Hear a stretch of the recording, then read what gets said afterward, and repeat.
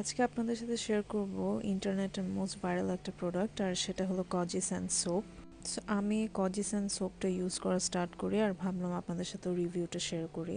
আমাকে যেহেতু কাজের জন্য অল টাইম মেকআপ করতে হয় বা ক্যামেরার সামনে থাকতে হয়, অনেক সময় দেখা যায় শ্যুটের জন্য বেরও হতে হয়, তো আমার অলওয়েজ স্কিনকে একটা টেক কেয়ারের উপর রাখতে হয় যেন স্কিনে কোনো রকমের দাগ, হাইপার পিগমেন্টেশন বা সান ড্যামেজ না হয়।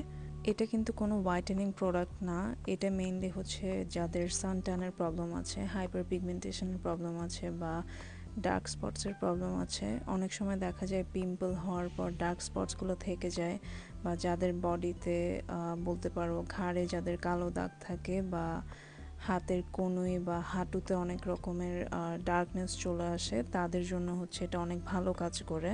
এটা কিন্তু তোমরা আন্ডার আর্মসেও ইউজ করতে পারবা, বাট এটা কিন্তু প্রাইভেট এরিয়াতে ইউজ করা যাবে না।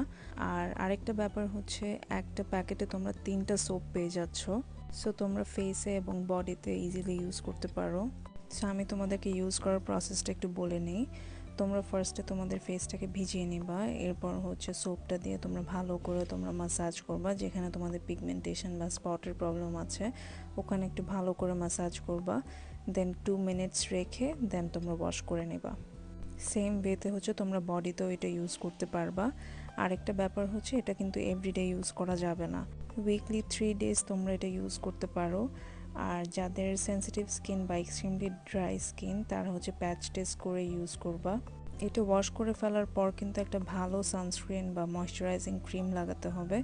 সানস্ক্রিন তো মাস্ট অ্যাপ্লাই করা উচিত। আর এটা হচ্ছে ফিলিপিন্সের একটা প্রোডাক্ট, আর এটাতে প্রচুর পরিমাণে ভিটামিন সি আছে যা স্কিনকে অনেক বেশি ব্রাইট করে, আর কোকোনাট অয়েলও আছে যা স্কিনকে হাইড্রেট এবং নারিশ করে।